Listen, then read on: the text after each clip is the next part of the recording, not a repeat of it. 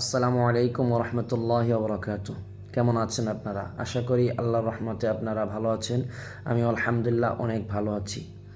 আজকে হচ্ছে 20শে ফেব্রুয়ারি, রোজ বৃহস্পতিবার। আমার ডায়েরি এর 8 নম্বর পর্বে আপনাদেরকে স্বাগতম। তো আজকে যে সর্বপ্রথম লেখাটা আছে সেটা হলো, ধন্যবাদ দিতে চাই আমি তাকে, সাহায্য করে নাই যে আমাকে। কারণ সে সাহায্য না করার কারণে আমি আমার নিজের কাজ নিজে শিখতে পেরেছি। আর আমার ওই কাজ যেটা আমি আমার নিজের চেষ্টায় শিখেছি সেটাকে খুব দারুণভাবে স্মরণ রেখেছি। এই বিষয়টা হচ্ছে এমন যে মনে করেন যে অনেক জিনিস আছে, মনে করেন আপনার একটা পরিস্থিতি, আসলে তো মানুষ মানুষ থেকে শিখে। এখন কিছু পরিস্থিতি আছে যেগুলা মানুষ একা শিখে, একা পরিস্থিতির শিকার হয়, বাধ্য হয়ে কিছু জিনিস মানুষ একা শিখে। অনেক সময় হয় কি, অনেক মানুষ থেকে অনেক মানুষ অবহেলিত হয়, যে সমাজে অবহেলিত হয় অনেক একটা ছেলে। তো সেই ছেলেটা অবহেলিত হওয়ার কারণে একটা পর্যায়ে এমন কিছু হয়ে যায় যে মানে তাকে সাহায্য করে না অনেক মানুষ, অনেক বিপদে থাকে, তার বন্ধু বান্ধব সাহায্য করে না, ফ্যামিলি থেকে সাপোর্ট দেয় না, বা অনেক সময় মানে তার যতটুকু সাপোর্ট পাওয়া প্রয়োজন ছিল ততটুকু মানে সে সাপোর্ট পায় না। যে না পাওয়ার কারণে কিছু কাজ, এমন কিছু কাজ বা এমন কিছু জিনিস যেটা ওই ছেলেটা মানে ওই মানুষটা একা একা শিখে, ওই জিনিসটা খুবই গুরুত্বপূর্ণ। মানে এরকমই বলা হয়েছে যে আমি আমার নিজের চেষ্টায় যেটা শিখেছি সেটাকে খুব দারুণভাবে স্মরণ রেখেছি। কী কারণে লিখছিলাম আমি জানি না। এখন হয় কি, আমি শুনছিলাম একজন লোক যে টিন বানাইছে, আবুল খায়ের স্টিল, মানে টিন যে বানায়, সে নাকি বাড়ি থেকে রাগ করে 25 টাকা নিয়ে বের হয়েছিল। তো পরবর্তীতে সে 25 কোটি টাকার হয়তো মালিক হয়ে গেছিলেন, মানে অনেক বড় লোক হয়েছিলেন। তো বাসার দিকে রাগ করে গেছিলেন অনেক অবহেলিত সমাজের মধ্যে, মানে তার নিজের চেষ্টায় নিজে শিখছে, অনেক কিছু করছে। তো তারপরে আর একটা বিষয় শোনেন, একটা জিনিস কি, আসলে মানুষ থেকে শিখা ভালো। আমি আমার অনেক কিছু, যেহেতু আমার ডায়েরি, তো আমি আমার মনের কথা বলি যে আমি আমার অনেক কিছু শিখছি অনেকের কাছ থেকে। যেমন আমি নামাজে সেজদায় গিয়া সুবহান রব্বিয়াল আলা, রুকুতে সুবহান রব্বিয়াল আযীম, এই যে এগুলা যে বলতে হয়, মাদ্রাসায় পড়ার আগেই আমি কারো কাছ থেকে শিখছি। তার নাম বলুম না আর কি, যাই হোক, আমি এক মুরব্বীর কাছ থেকে, আমাদের এই এলাকার একজন মুরব্বীর কাছ থেকে শুনে শিখছি। অজু করতেছিলাম একদিন, আমি ডান হাত আগে ধোয়ার পরিবর্তে বাম হাত আগে ধুইতেছিলাম, উল্টাপাল্টা অনেক আগে ছোটোকালে। তো তখন আমাকে এক কাকা বলছিলেন যে ডান হাত আগে ধুইতে হয়, এইভাবে নিয়ম। ওইটা আমি অজুর মাস আলা পড়ার আগে তার নিকট থেকে শিখছি। তো তার নিকট থেকে যে শিখছি ওইটা আমার খুব ভালোভাবে মনে আছে, ওইটা আমার খুব ভালোভাবে মনে আছে। আর আমি ওই মানে অজু করলে এখন আমি সারা জীবনই বলতে পারলাম যে আমি তার কাছ থেকে শিখছি। কাপড় নিংড়ানো, কাপড় ধোয়ার পরে কাপড় নিংড়ানো, এইটাও আমি শিখছি একজনের কাছ থেকে, আমার এক বোনের কাছ থেকে শিখছি, বাস্তব কথা। আরও অনেক কিছু আমি আমার অনেক হুজুরের কাছ থেকে অনেক কিছু শিখছি, মানে যার কাছ থেকে যে জিনিসটা শিখছি ওই জিনিসটা আমার মানে তার কথা অনুযায়ী মনে আছে। আমি পরবর্তীতে পড়ছি এমন জিনিস, মনে করেন যে প্রথমে আমি তার কাছ থেকে জানতে পারছি, করতে পারছি, তো পরবর্তীতে আমার ভুলও হয়েছে অনেক সময়। তো ভুল হওয়ার পরে যখন তার কাছ থেকে শুনছি বা আমার ভুল হইতেছে এটা মানুষের কাছ থেকে।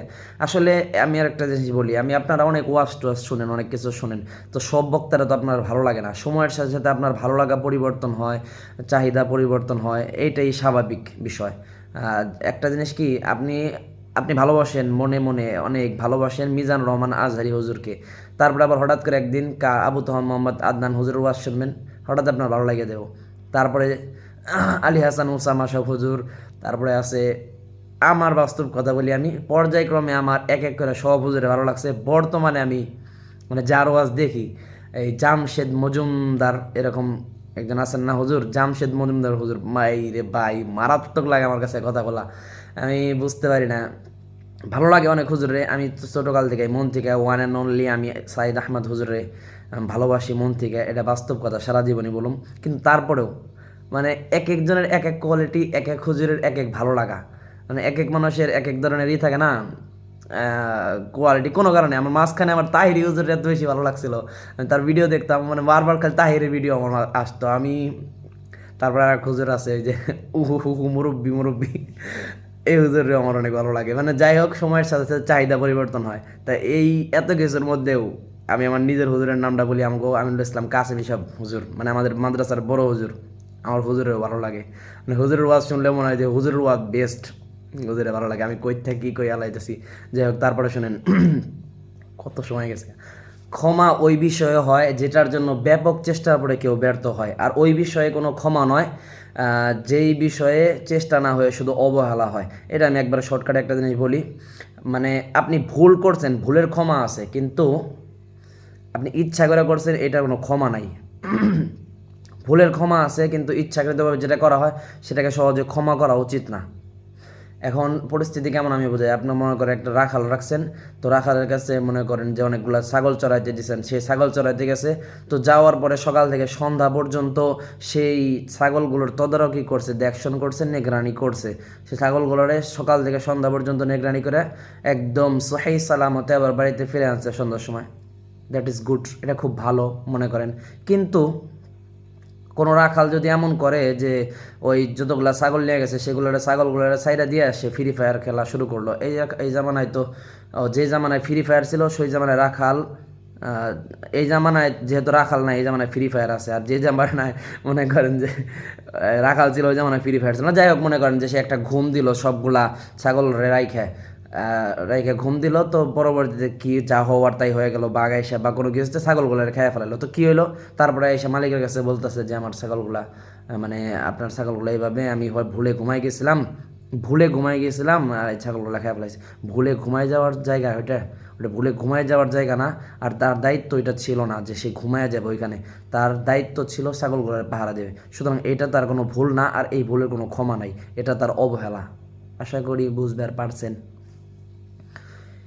You have change your lot and Allah has blessed you. আমি অর্থটা মনে নাই।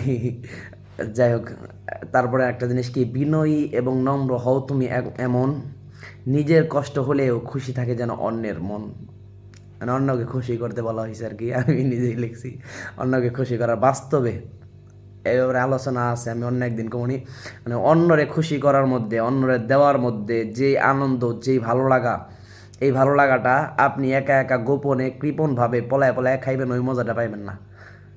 বাস্তব কথা, আপনার যদি মন মানসিকতা ভালো নিয়ে কাউকে কিছু দেন, অনেক ভালো লাগবে আপনার।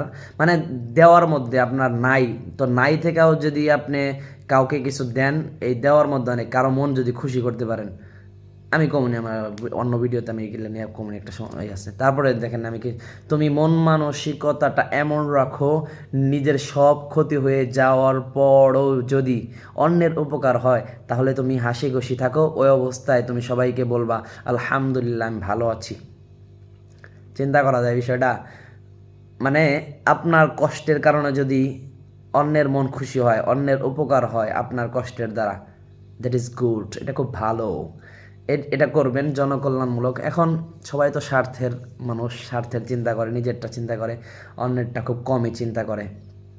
এটার বিষয়টা হচ্ছে এমন যে অনেকের উপকার করতে করতে এই একটা ঘটনা মনে পড়ে গেল সুন্দর। আয়েশা সিদ্দিকা রাদিয়াল্লাহু তাআলা আনহা,